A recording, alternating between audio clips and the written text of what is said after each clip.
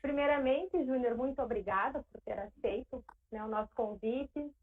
A gente sabe aí que a tua vida é bem corrida, né? E sexta-feira à noite, assim, um horário que tu estaria certamente, né, com a tua família. Então, uma gratidão enorme por essa 1 hora, mais ou menos, que a gente vai bater papo, né? E agradecer a tua família também, né? Porque vai ficar aí um pouquinho longe de ti. Júnior, então a gente vai conversar, né, sobre empresa familiar. É um desafio, uma oportunidade, né, um misto de afetividade e negócios. E a gente vai falar para um público que inicialmente são acadêmicos dos cursos de Administração e Ciências Contábeis aqui da URI, alunos que têm de 17 a 22 anos, porque eles estão no primeiro semestre do curso de Administração, e essa disciplina é empreendedorismo. Então, a live, ela faz parte, né, dessa disciplina que eu trabalho com eles, e é uma atividade complementar. Por isso que ela acontece na sexta-feira e nesse horário, porque é o meu horário de aula com eles. E esse movimento sempre aconteceu, né, dentro da universidade. A gente sempre teve esse contato com empreendedores, essa troca de vivências e conhecimentos. Nesse momento diferente, que a gente está fazendo as aulas síncronas, então a gente resolveu trazer essa oportunidade para um movimento aberto, né? Poderia acontecer lá no Google Meet, fechado para os nossos alunos, mas aí a gente resolveu trazer ele para a comunidade também, né? Porque muitos empreendedores aqui da nossa comunidade mesmo, poucos deles conhecem, né? Então, e outras pessoas da comunidade também nos seguem, têm a oportunidade de conhecer um pouquinho mais da história, né? Porque às vezes as pessoas olham para a gente e acham que a gente nasceu aqui hoje, né? Porque a gente está há bastante tempo no mercado e os nossos alunos, principalmente de 17 a 22, acham que a gente já nasceu desse tamanho, nesse prédio, né? Com vocês não é diferente. Então, Júnior, eu abri ontem uma caixinha de perguntas, tem algumas perguntas que vieram da caixinha e outras que eu vou te fazer, que são mais alinhadas ao conteúdo teórico, que a gente estudou empresa familiar como sendo um modelo de negócio, um modelo de empreendimento. Mas, primeiramente, eu gostaria que você se apresentasse, né, Júnior? Assim, e eu, nenhuma das lives, por não ser uma atividade assim formal, um bate-papo mesmo, eu li currículo de ninguém. Então, eu não vou ler o seu currículo também, né? Eu vou deixar para que você se apresente, como você gosta de ser chamado, conhecido, as credenciais que você gosta, né, de falar. Então, vou passar a palavra para ti, Júnior, e a gente vai batendo esse papo aí. O pessoal que quiser fazer alguma pergunta, pode ir mandando que eu vou acompanhando aqui as perguntas. Contigo, Júnior. Perfeito. Então, boa noite, pessoal. Boa noite a todos aí que estão nos assistindo. Gostaria, Vivi, de agradecer o convite de participar desse projeto de empreendedorismo. É uma alegria poder estar aqui falando para a comunidade, para os acadêmicos, de um pouquinho da nossa história como empresa, da qual eu estou ajudando a construir uma parte dessa história, botando lá um pouquinho de tijolo nessa construção. Então, meu nome oficial, vamos dizer assim, é Wilson Luiz Pipe Júnior. Por que eu digo oficial? Porque, como eu tenho o mesmo nome do pai, então o pai é conhecido por Wilson e eu sou conhecido como Júnior, Júnior Pipe. Então, tenho 42 anos, sou casado, tenho 3 filhos e sou formado em administração de empresas e também sou formado em direito. Fiz a prova da OAB, tenho a OAB, só não pratico a advocacia. Eu segui aí no ramo dos negócios, da administração, da gestão, do empreendedorismo. Então, essa é um pouquinho da minha história. Eu estou trabalhando nas empresas da família desde 1992. Então, ano que vem já vão fazer 30 anos. Então, comecei muito cedo, trabalhando, aprendendo, conhecendo o negócio, né? E eu até estava, esses tempos atrás, encontrei o Marcelo. O Marcelo, hoje, ele, se não me engano, ele é diretor do Itaú e foi o office boy que me recepcionou na empresa, foi o meu primeiro chefe na empresa, foi ele. Eu saía com o Marcelo de bicicleta, fazer serviço de banco e tal, lá em 92. Foi muito bacana. Sabe que agora que falou o ano, coincidentemente foi o mesmo ano que eu comecei aqui na empresa também. Eu comecei em fevereiro de 90, não, eu comecei em fevereiro de 93. Foi um pouco mais tarde que tu. E também comecei assim, né, fazendo serviço de rua, serviço de banco, atendendo telefone, atendendo no caixa, né? A gente tem o privilégio aí de passar por todas as operações, né? Então, Júnior, um pouquinho mais assim da história da empresa, como é que chegou em ti, né? Que linha antes de ti, falando em sucessão aí, né? Como é que ela começou? Como que está hoje estruturada essa hierarquia ou esse grupo, né? Como é que ele está sendo organizado nesse sentido?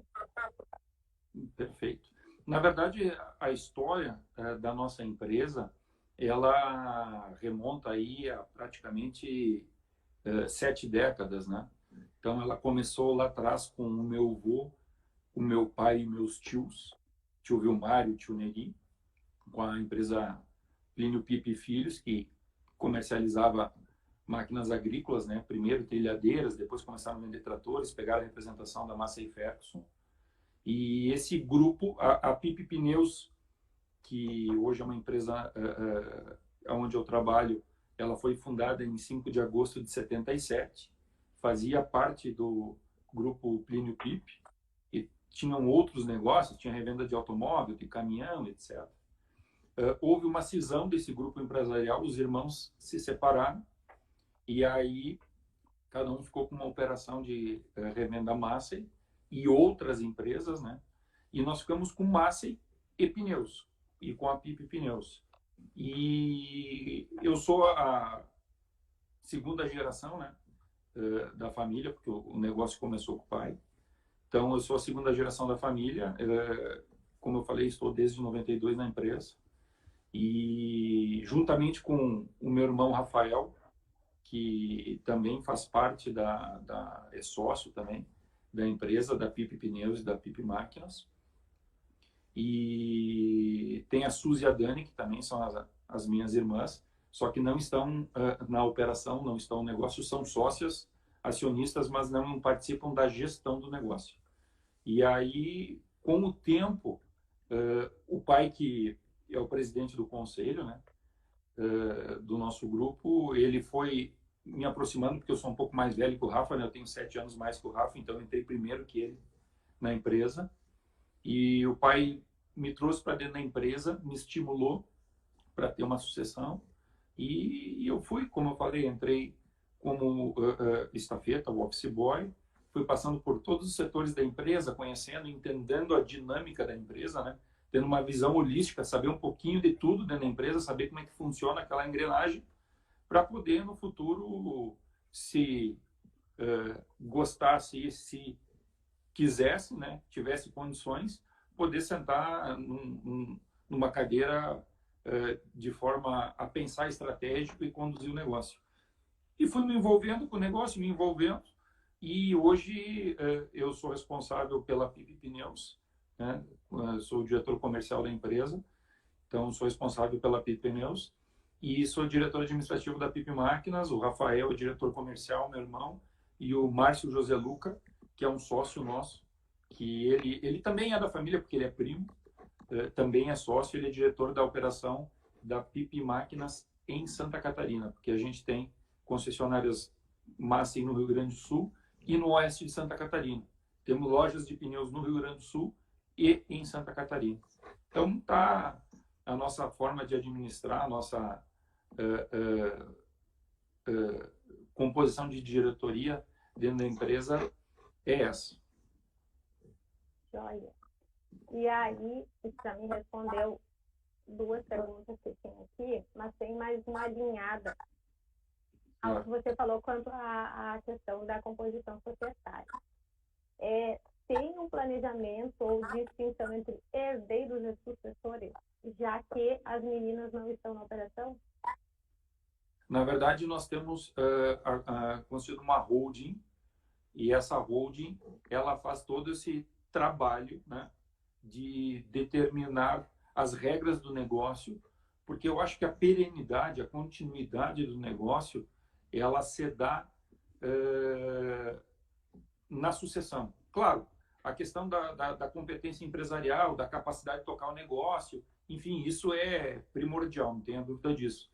Mas, passando esse ponto, você tem a questão, numa empresa familiar, que são os conflitos de família, que na nossa não tem, nós não temos esse conflito, mas existe uma regra dentro da empresa.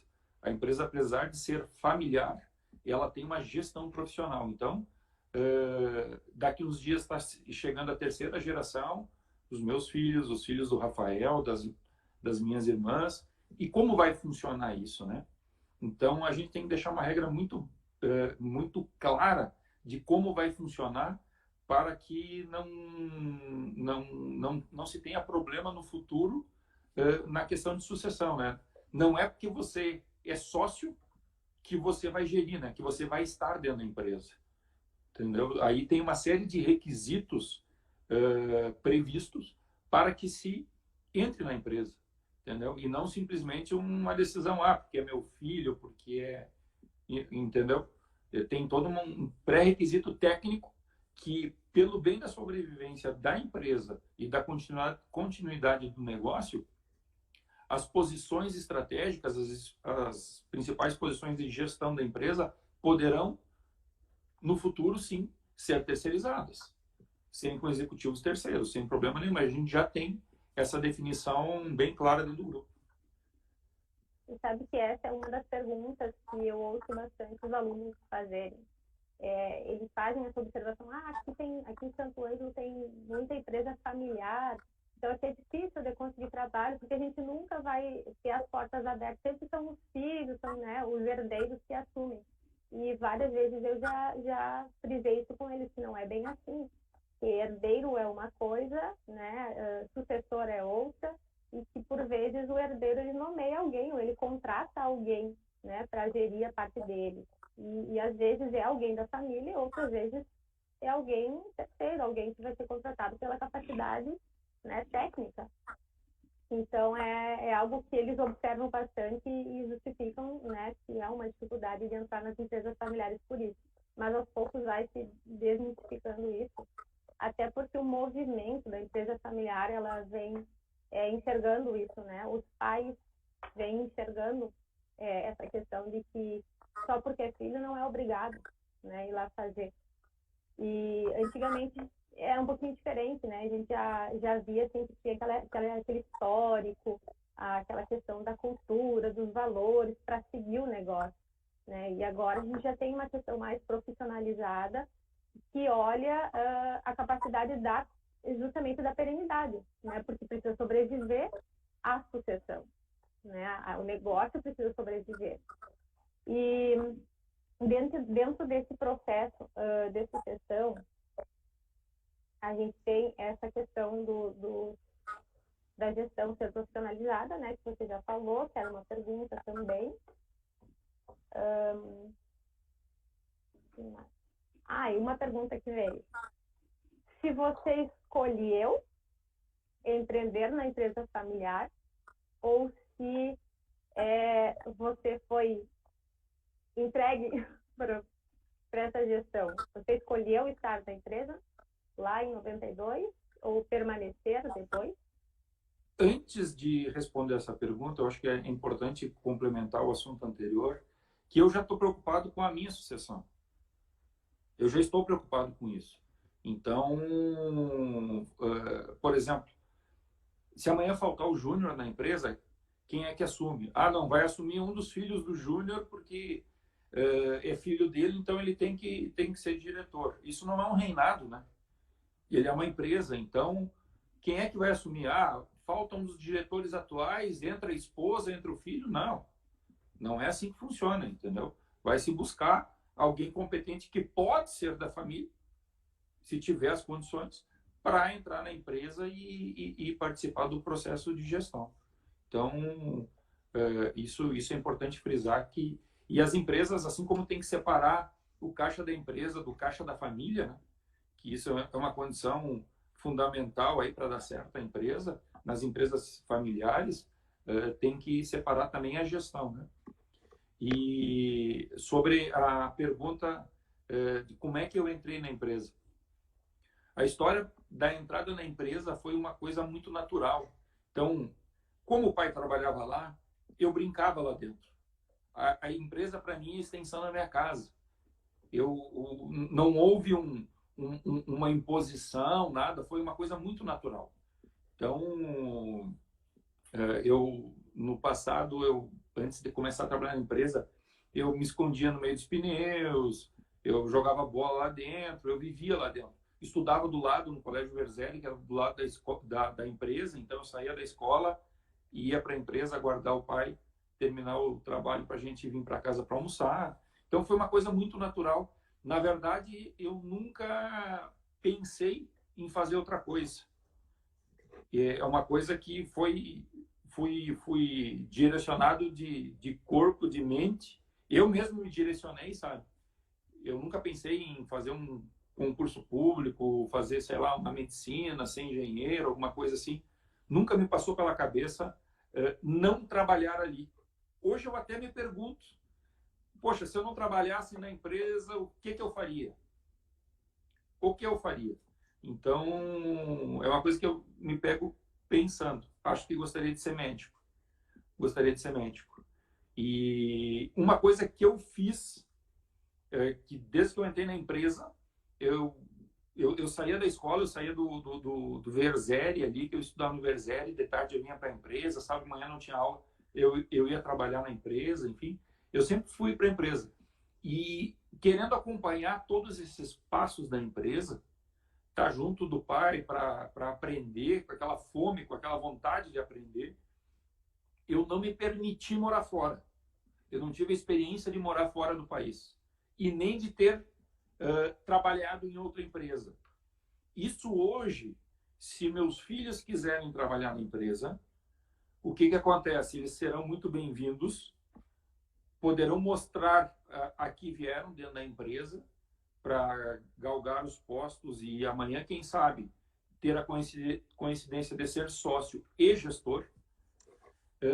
Uma das condições para trabalhar na empresa é que, se for um dos herdeiros, essa pessoa tem que ter morado fora e tem que ter trabalhado em empresa fora. Não, eu só trabalhei na nossa empresa.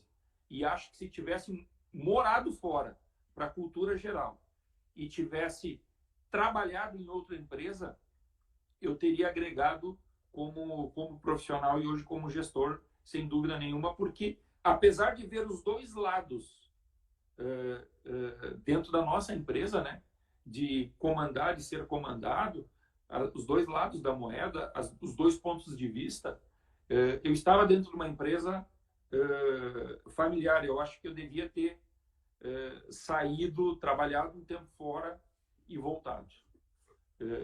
Não me arrependo de não ter ido, mas hoje se eu tivesse a oportunidade de escolher, eu faria. Concordo em 100% contigo. Faço a mesma colocação sempre para o meu filho, e que, por sinal, do meu lado da família é o único que virá, né, até o momento virá a ser herdeiro. E eu também falo isso para ele, né, que ele deve procurar experiência fora e que, se ele optar e escolher em vir para a empresa, tem várias outras oportunidades, né, e dentre elas também a empresa, mas que bem dentro disso que você falou, né, prefiro que ele tenha outras experiências antes de vir para cá, né, agregar, e se for da vontade dele. E até porque essa questão que você falou de estar dentro da empresa, né, a gente acaba tendo aí uma autoridade definida, né, porque quando tu entra, muitos olham assim, é o filho do dono. E essa foi uma das perguntas que também veio. É o filho do dono, é o gestor, tá ali porque é o filho do dono, tá ali por competência. Isso já deixou bem claro, né? E é uma das coisas que eu sofri bastante, porque eu me enxergava como filha do dono. Eu ia nos lugares fazer cobrança, é a fulana, filha do fulano. Então eu tive que é mais ainda mostrar, né, a minha qualificação, minha competência, e eu entendo que eu suei bastante com isso para deixar de ser a filha do dono. E isso é bastante importante para a gente, né, profissionalmente, para a gente se enxergar, se reconhecer. E quando tu falaste ali que tu não estivesse na empresa, não tivesse essa carreira, o que tu faria, né, se fosse ter que definir uma outra carreira hoje? E lembrando que a gente pode, né, a qualquer momento, mudar de ideia e fazer outra carreira. Eu também tinha, né, essa questão de ter sido a primeira experiência profissional, ter entrado junto com a faculdade, comecei a faculdade e já entrei na empresa.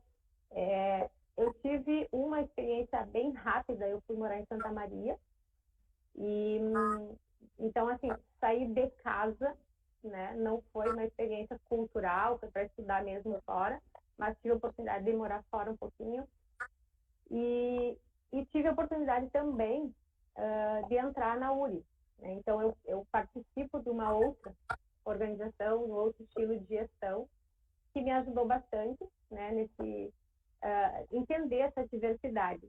Mas concordo contigo que você falou lá no início, 100% que eu também deveria ter tido outras experiências em outras empresas, porque certamente a visão seria diferente. Só que daí, quando eu resolvi repensar um pouco mais a minha carreira, eu resolvi fazer, né, participar de viagens internacionais voltadas a missões empresariais. E aí eu fui buscar, claro, recuperar a gente não recupera, mas busca a questão cultural, a questão de gestão, né, de inovação toda, e ainda dá tempo, né, de fazer e aplicar. Sei que tu também investe em viagens internacionais, não só pelos negócios de vocês, mas culturalmente também. E eu gostaria de te perguntar, assim, nessas suas viagens internacionais, tu conseguiu trazer algo para aplicável nas empresas aqui? Sem dúvida, sem dúvida. Com o nosso negócio, como a gente também tem a importação, o que acontece? Eu sempre fiz questão, bom, eu vou representar um produto, eu quero ver aonde é feito, a qualidade que é feito, o processo da indústria, no jargão popular, ver aonde eu estou me metendo, né? Então, eu estive na Ásia, estive 3 vezes na China, estive na Tailândia, estive em Taiwan, né, que é um território chinês, estive no Vietnã visitando fábrica de pneu, estive na Europa, Estados Unidos, enfim, fui atrás do nosso mercado, do nosso negócio, né, feiras, etc. e tal. Isso sempre tem um engrandecimento, porque você conhece pessoas diferentes, você conhece culturas diferentes, processos diferentes, realidades de mercado diferentes, e você sempre tenta trazer as boas ideias e puxar para o nosso negócio, né? Por exemplo, nos Estados Unidos. Os Estados Unidos, a mão de obra para você fazer a montagem dos pneus, geometria e balanceamento, é mais caro do que os pneus. Aqui é o inverso. Aqui, via de regra, geometria, balanceamento, a montagem e tal, custa aí em torno de 15%, 20% no máximo do preço da mercadoria. Nos Estados Unidos, ao contrário, ele custa mais caro. E aí, o que acontece? Você compra nos Estados Unidos 4 pneus para o seu automóvel. Você tem 3 opções. Uma, leva para casa e se vira para montar. 2, paga o serviço de montagem para os profissionais da empresa que te vendeu o pneu, da empresa de pneus lá do Auto Center, que custa caro, porque a mão de obra nos Estados Unidos custa muito caro. E a terceira opção é o Auto Center, ele aluga a estrutura dele, as máquinas, as ferramentas, para que você mesmo faça o serviço. Então, é uma realidade totalmente diferente da realidade do Brasil. Então, aqui é normal você vender o pneu e montar na loja. Esse é o tradicional.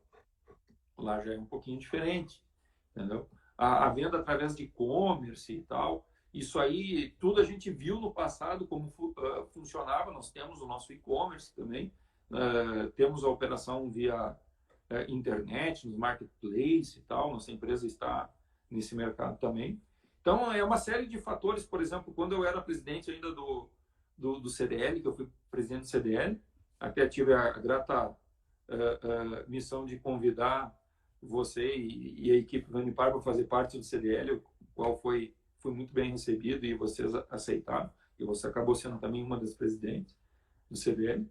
Numa missão que eu fui para a China, eu era presidente do CDL e fui numa feira na China em 2008. Lá já era muito popular a questão das ciclovias, que agora aqui está se difundindo, né, o transporte de bicicleta, através da bicicleta, não só o esporte, mas o transporte público através da bicicleta e tal. Até puxei numa reunião do CDL para se fomentar isso. Digo, olha, questão de mobilidade urbana, saúde, enfim, todos os benefícios, lá em 2008. Então, agora saiu, a prefeitura aí fez ciclovias, precisa mais, tem espaço para mais, claro, é uma questão de verbas, recursos e tal, mas, sem dúvida nenhuma, é uma das saídas para a cidade no futuro. E fora a questão do contato, né, de conhecer as pessoas, aí participando de feiras de pneus na Itália, em Xangai, na China, nos Estados Unidos e tal, você começa a ter um círculo de encontro de pessoas nessas feiras, você começa a fazer contato e isso vira um network maravilhoso, né? Uma rede de relacionamentos fantástica. Então, sem dúvida nenhuma, tendo a oportunidade de viajar a trabalho ou a passeio, você sempre traz alguma coisa, você volta com a mente um pouquinho mais aberta. Você, ao menos, você volta com uma noção do que fazer e do que não fazer também, porque não é só exemplo bom, tem exemplo ruim também, né? Principalmente se não fazer, né? A gente vê bastante se não fazer. Júnior, agora tu tocou num assunto que já estava aqui na pauta também, que é a questão da atividade voluntária e mais ainda voltada ao associativismo.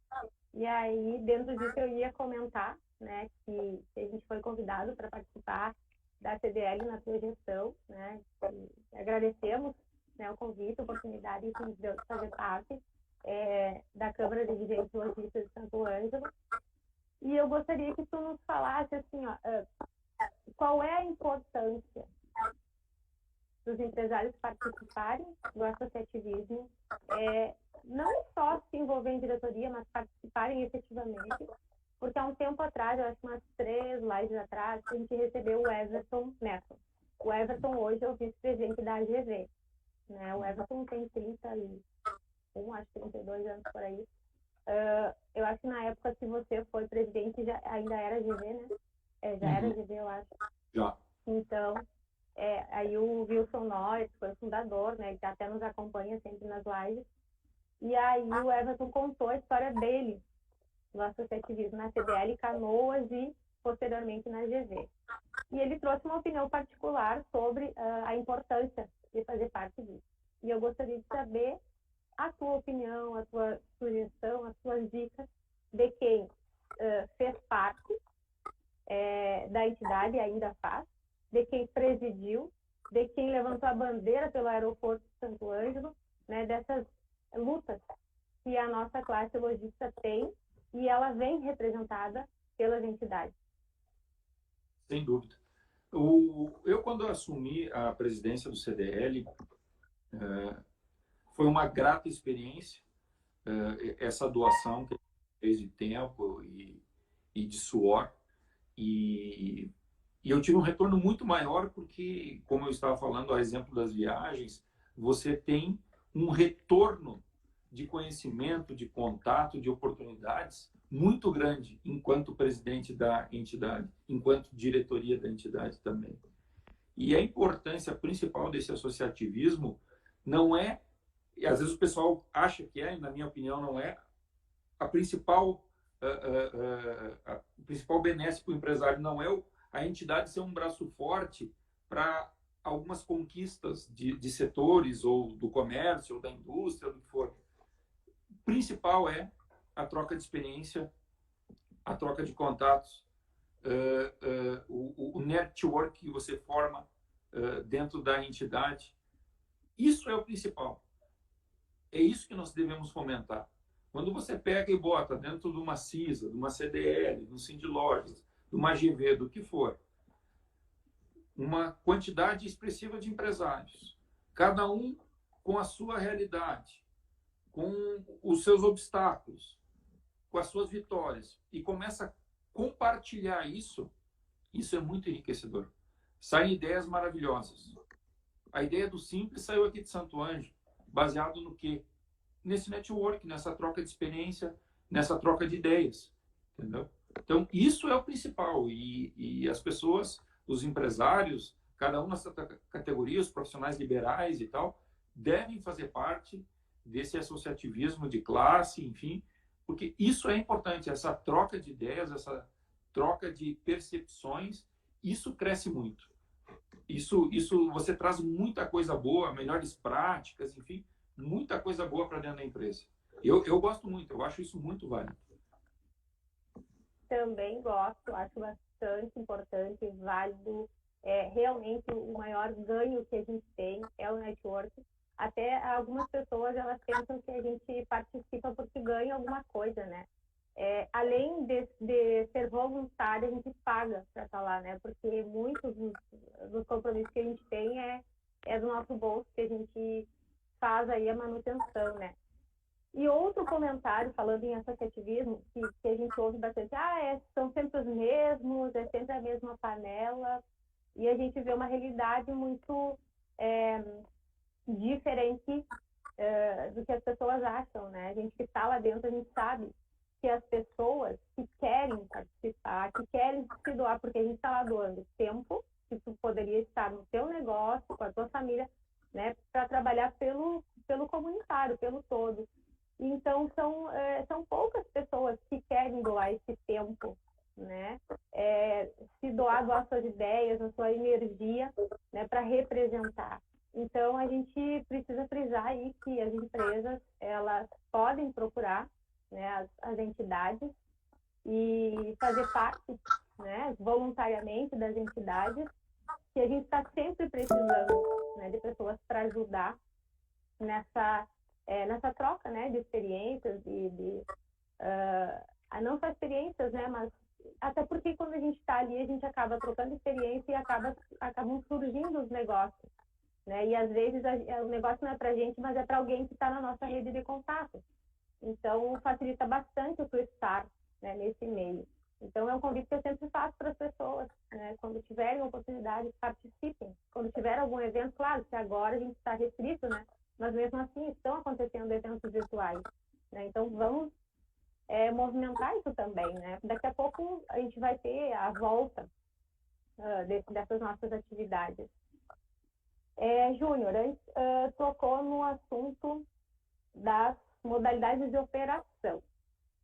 E aí eu tenho essa pergunta com relação aos negócios nesse momento. Que experiências estão sendo agregadas ao produto nesse momento do mercado? Porque eu lembro que vocês tinham, pensando aqui em experiência, eu lembro que vocês ofereceram um curso, deixa eu me lembrar, que foi em 2019, o último. Mecânica para mim. Isso, mecânica, alguma coisa assim, né? Sim. Que é uma forma de trazer experiência. E teve mais alguma experiência nesse sentido? Estão sendo pensadas algumas experiências para agregar o produto? Na verdade, só fazendo um parênteses, me permite, Vivi, sobre a questão das entidades. Na verdade, quem está de fora, que não vive a realidade da entidade, ele pode ter uma percepção errada de que existe uma panelinha, são sempre os mesmos e tal. Na verdade, o que acontece? Como as entidades às vezes sofrem da falta do associativismo, do pessoal estar junto, estar participando, ou quem está lá assumir responsabilidades. O que é assumir responsabilidades? Tem que oxigenar a diretoria, tem que haver uma mudança. Eu não conheço ninguém que, de sã consciência, quer ser presidente, ser reeleito numa entidade. A grande maioria, eu acho que 100% que eu conheço que foi reeleito, foi para não dar vacância no cargo, para não ficar a entidade sem presidente, porque não houve chapa ou não houve um candidato, alguém que se candidatasse ou quisesse assumir. Então, isso é muito ruim para a entidade. E as pessoas se doam um mandato para ajudar, para contribuir, e quando vê, são impelidas a ficar mais fazendo um esforço lá, porque você depende de tempo, você larga seu negócio, você tem que se doar um pouco. Então, a cada um tem que contribuir um pouquinho. Então, aí as pessoas, às vezes, de fora ficam com uma percepção errada de que as pessoas que estão lá querem ficar porque gostaram da cadeira ou estão ganhando alguma coisa. E nós não ganhamos nada, não tem salário, não tem nada. Então, está lá justamente para contribuir.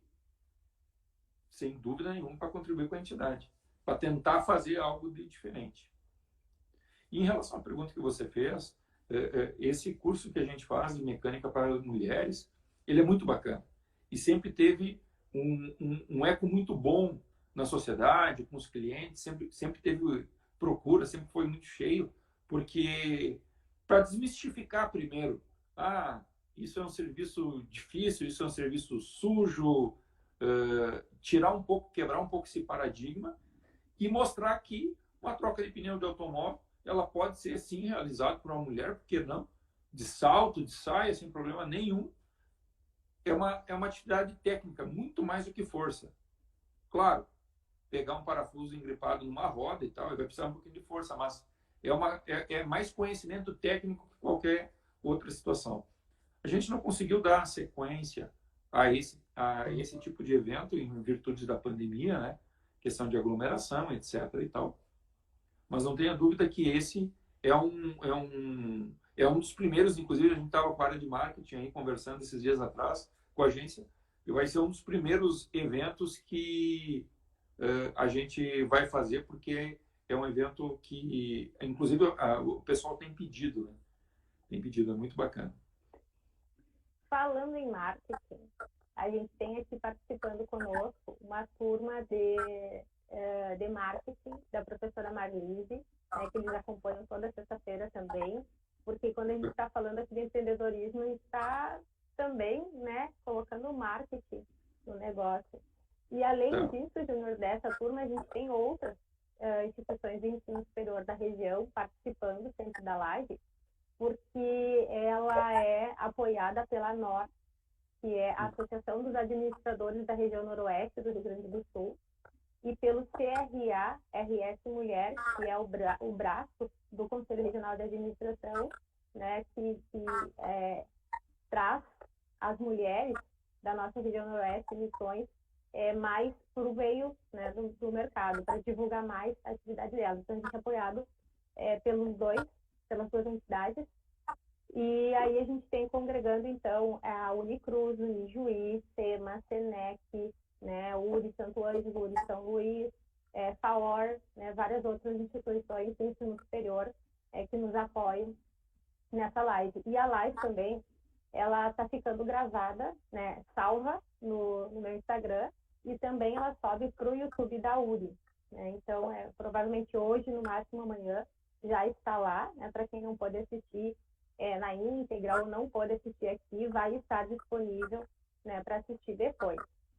Júnior, o que mais a gente tem de pergunta? Quais os desafios de empreender em família? Na empresa familiar, uma coisa que tem que estar muito claro, como eu falei antes, e até porque a gente acabou constituindo a nossa holding, nós temos que saber que o capital que está na empresa pertence à família. Só que você não pode, para o bem da empresa, ou tem que minimizar isso, né? Não vou dizer que não pode, que é impossível, mas tem que minimizar, de trazer os conflitos da família para dentro do negócio. Então, isso é um risco muito grande. No momento que você está com pessoas da mesma família, seja esposa, seja irmão, primo, tio, avô, pai, mãe, enfim, numa discussão, que isso é natural, uma discussão, uma troca de ideias, uma divergência de opiniões, é aí que se cresce, né? Que se saem boas maneiras, boas ideias de gestão. Você, às vezes, pode tender a trazer algum ranço familiar para dentro do negócio, alguma situação de convivência familiar, enfim, e isso é muito prejudicial. Então, nós que estamos aí, toda a geração ainda que somos acionistas e parentes, a gente tem muito bem fixado isso, de separar ao máximo a questão de negócio e família. Tanto é que, eventualmente, em churrascos de família, tá eu, meu pai, meu irmão, estão fazendo um churrasco, um evento e tal, quando vê, a gente está debatendo o tema da empresa. Surge alguma coisa e tal, alguém puxa e tal, e aí a gente está sempre se policiando, olha, empresa, churrasco de meio-dia, domingo, ó, vamos tratar de negócio segunda-feira. A não ser óbvio que seja uma coisa preponderante, a gente para e vai fazer isso e vai resolver, senão a gente tem que se policiar, porque senão você fica, quando tá junto, tá falando de negócio, né? A gringaiada não é fácil, a gente tem que estar se policiando.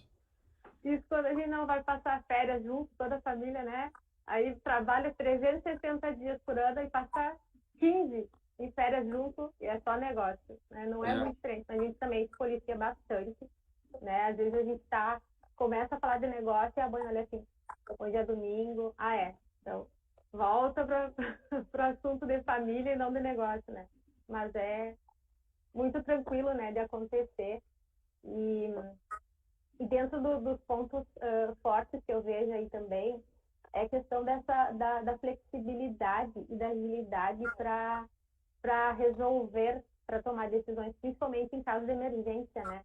É muito fácil da gente estar ali com os nossos pares, né, com os nossos familiares, e tomar alguma decisão rápida. Mesmo você, que tem aí uma rede, quantas lojas tem hoje?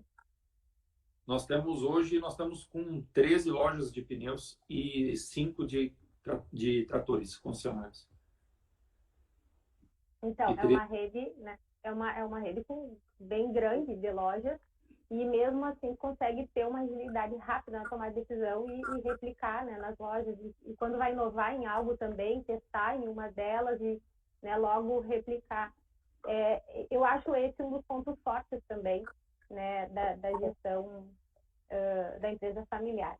E a gente tem uma pergunta, né? Antes só eram os desafios, a gente tem uma pergunta aí que é quais são os benefícios, no teu ponto de vista, os benefícios de empreender em família. Uma dos benefícios que tem, que é totalmente o inverso do que eu falei antes, que é por estar sempre junto e se conhecer. Então, eu sei o que meu pai pensa, só do jeito dele olhar para mim. Eu sei o jeito que o Rafael pensa, só no cacuete dele se mexer, entendeu? Então, numa reunião, por exemplo, com terceiros, com fornecedores, com clientes, a gente está conversando, não precisa combinar nada, só pela forma, do jeito que estão se expressando, eu já sei qual é a forma de pensar de cada um. Isso é uma vantagem que nós temos, né? De estar em família, sempre junto, full time junto e tal. A outra vantagem de empreender em família é a questão, os sócios sendo irmãos, havendo uma unidade, havendo um entendimento, você tem um poder agregado muito maior, né? Como empresa, como frente de trabalho, né? Então, isso é muito importante. Por mais que você tenha um executivo numa empresa muito bem pago, muito competente e bem pago, você corre o risco de perder esse executivo por uma oferta melhor, por alguma outra situação. Agora, eu sair da empresa, o Rafael sair da empresa, o pai sair da empresa, ou alguma, é muito mais difícil. Então, você tem uma solidez, uma segurança, né? Muito maior. Se você consegue combinar o executivo com o sócio, né? E aí consegue, inclusive, ter diretrizes administrativas, pensando no longo prazo, né, pela permanência da cultura e dos valores, né, da família, e bem dentro disso que tu falou, quando está na reunião já sabe em função da cultura e dos valores, né. Quando tu falou dessa questão das habilidades de cada um dos sócios, eu lembrei do nosso processo aqui, em 2016, a gente passou por um processo de sucessão. A gente instalou aqui um processo de sucessão na empresa e veio uma consultoria para trabalhar isso conosco. E a gente foi bastante testado, eu e o Fernando. E em várias reuniões, assim, dava arranca-rabo. Não entre eu e ele, mas entre eu e o pai, ele e o pai, sabe? E aí, dentro de todas essas atividades que a gente fez, o objetivo, né, dos nossos pais era ver se a gente estava realmente no lugar certo. Cada um de nós estava no lugar certo. Porque eu tenho formação em contábil e administração. O Fernando tem administração. Ele tem pós em agronegócio e eu na área de gestão, estratégia e comércio exterior. Então, a minha área financeira, né, administrativa e financeira, mais controladoria também, e a dele é comercial. E aí a gente foi testado. E não teve dúvida de que as nossas habilidades, as nossas competências, elas são complementares. Né? A gente, embora, por exemplo, no marketing a gente trabalhe junto, a minha parte é mais conteúdo, a dele mais é produto. Né? Então, a gente conseguiu unir aí habilidades e competências de cada um dos dois. E foi comprovado pelos testes, e assim como eu te perguntei lá no início, se tu permaneceu na empresa por opção, nós também permanecemos na empresa por opção. E claro que, tipo, eu, por realização pessoal, fui para academia, agora estou na mentoria, mas é por realização pessoal mesmo, né? Porque digamos assim, o cerne mesmo é o negócio da família, né? A empresa. E eu vejo também como benefício essa questão da gente ter aí a lealdade, né, à organização, a lealdade ao fundador. Né, porque a gente começa a perceber, quando começa esse processo de sucessão, que às vezes os pais enxergam a gente como aquela criança, aquele filho pequenininho. Como que vai saber mais que eu? Como que quer decidir? Mas como que quer mandar no negócio que é meu? Né? E aí a gente começa a entender que a empresa, para eles, é mais um filho. Né? E o apego, essa questão assim dessa lealdade. E eu acho isso bem importante e acho que é um benefício, porque quando a gente está em família, a gente fortalece, né, essa questão da lealdade, principalmente quando a gente define regras de gestão. E aí comentou da holding, né? A gente não tem holding, mas a gente tem regras bem estabelecidas, bem definidas, né, dos papéis e da hierarquia e da sucessão, de como ela vai funcionar, como ela está funcionando. E aí, eu gosto muito desse empreender em família. E você também, pelo jeito, né? Porque está aí há tanto tempo e não mencionou nenhuma vez a vontade de colocar o gestor e talvez fazer medicina, né? Só falou que talvez seria, mas não disse que ia fazer. Já tem uma médica se encaminhando na família. Então, tá bom, então. Tá bom. O grande desafio na empresa familiar, a sucessão de um filho sucedendo o pai, que é o nosso caso, né? E de tantas outras empresas familiares, existe sim aquela desconfiança. Pô, mas tá aí porque vai ser rei porque é filho do rei, né? Então automaticamente vai acabar herdando o trono, quer queira, quer não queira. Isso é uma situação, muitas vezes é assim realmente. Então existe esse preconceito de que tá aí porque é filho do dono, alguma coisa. A gente trabalha com esse preconceito. E também tem um desafio hercúleo, que é você continuar dando provimento a uma história de sucesso que vem sendo escrita. Então, isso redobra o peso do fardo, porque você ser contratado como executivo numa empresa terceira vai ter que mostrar teu valor, continuar, fazer a empresa continuar progredindo e tal. Agora, se você é herdeiro, é familiar e está ali e assumiu isso, você tem que mostrar teu valor, sem dúvida nenhuma, e tem ainda o fardo de, pô, e se não der certo? Entendeu? Tem que trazer resultado. Então, é dupla carga. E voltando à questão de estar na empresa, eu acho que eu tive a sorte de trabalhar num ramo, de nascer num ramo de negócio do qual eu sempre gostei, que é o assunto automotivo. Eu sempre gostei de carro, sempre gostei de corrida, corrida de kart, corrida de gaiola. Eu sempre gostei de esporte motorizado. Sempre foi uma paixão, sempre gostei muito de automóvel. Hoje eu não dou bola para carro no sentido de ter para usar e tal, mas eu sempre gostei muito disso, de pista, de automobilismo, eu sempre gostei desse ambiente. E o pneu está 100% envolvido com isso, né? Então, devido ao negócio de pneus, então eu tive a oportunidade já de andar em pistas com tudo que é tipo de carro, sabe? Estou trabalhando e estou me divertindo, sabe? Conheci a grande maioria dos principais pilotos das principais categorias do mundo aí. Então, é muito legal, muito bacana essa experiência. Então, veio a casar, que é o profissional, com um hobby que eu tenho, que eu gosto muito. Então, é fantástico. Isso é muito legal. Gosto muito, é muito legal trabalhar com pneu por causa disso. Essa experiência de pista e tal é muito bacana. Se Muito diverte bacana. também. Eu tive uma experiência popular em Abu Dhabi.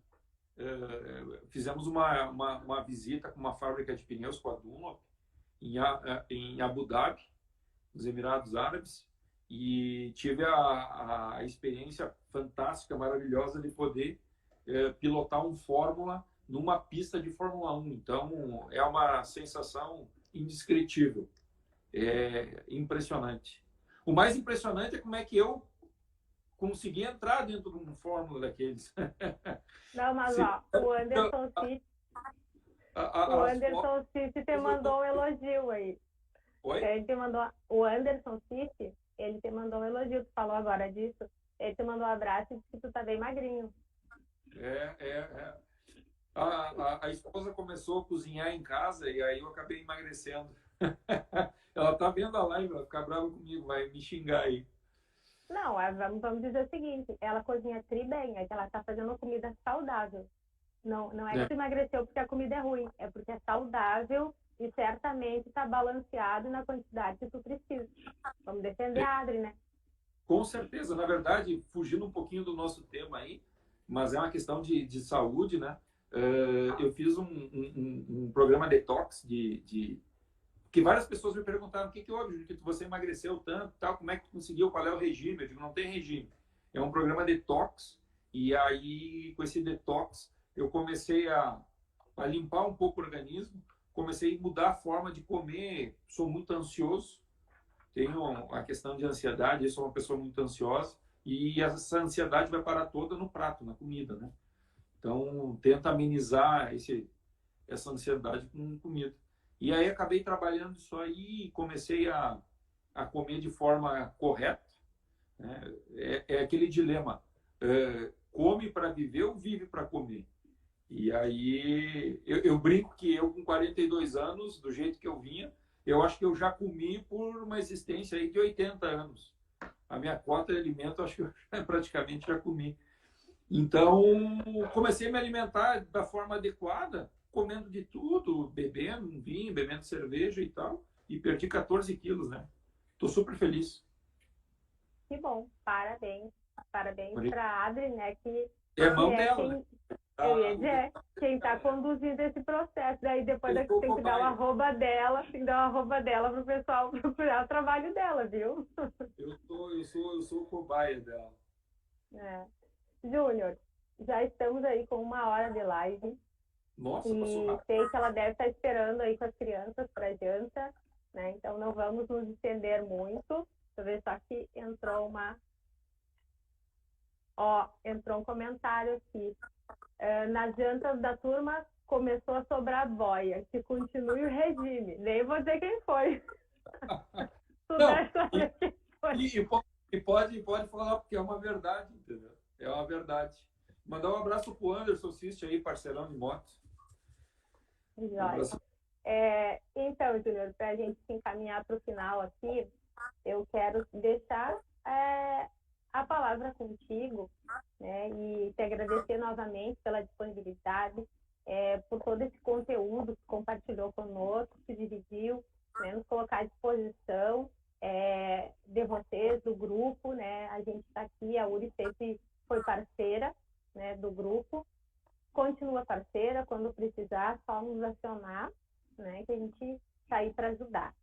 E agradecer a todas as pessoas que nos assistiram, né, até agora, os que vão assistir depois também, e lembrar que fica salvo, né? E aí, hoje é o nosso 12º episódio da série Vida de Empreendedores, então já passaram aqui 12 empreendedores, e na semana que vem a gente vai ter o último episódio, que é o 13º, e é o último porque está finalizando aí o semestre da disciplina, né? Entra julho, a gente já começa com avaliações finais. E no último episódio da série, a gente vai falar sobre empreender no agro, né? Então, um tema bastante importante, que a gente vai fechar aí, né, esse ciclo falando sobre empreendedorismo. A gente falou de várias formas, né, vários formatos aí de empreender. E agora vai ser, então, o último vai ser empreender no agro. Júnior, vou passar a palavra para ti, né, te agradecer novamente e deixo contigo aí para fazer um encerramento para nós. Suas últimas considerações. Gostaria de agradecer a oportunidade aí, Vivi, de poder estar aqui contando, então, um pouquinho da nossa história, do que é a nossa empresa, da minha história dentro da empresa, da minha realidade como um sucessor aí de empresa familiar. Dizer que não é fácil, existem muitos desafios, mas tem um ditado que eu gosto muito, que uma vez eu li e eu levo isso para a minha vida inteira, e eu gostaria de repassar aí a todos os acadêmicos, que é que nada resiste ao trabalho. Então, o que quer que vocês resolvam fazer no futuro, se vão empreender, o que vão fazer, gente, nada resiste ao trabalho.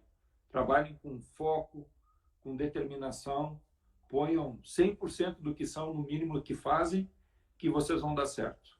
A persistência é fundamental. Basicamente é isso. Joia, Júnior. Muito, muito obrigada. E o Cristiano Machado acabou de te mandar um abraço aí e parabenizar pela live. E o comentário anterior foi dele também, agora já entreguei. Um grande abraço, meu amigo. Então tá bom, um abração, Júnior, muito obrigada, um bom final de semana e um abraço na Adri e nas crianças. Tchau, tchau. Um bom final de semana a todo mundo e se cuide. Tchau, tchau, obrigada.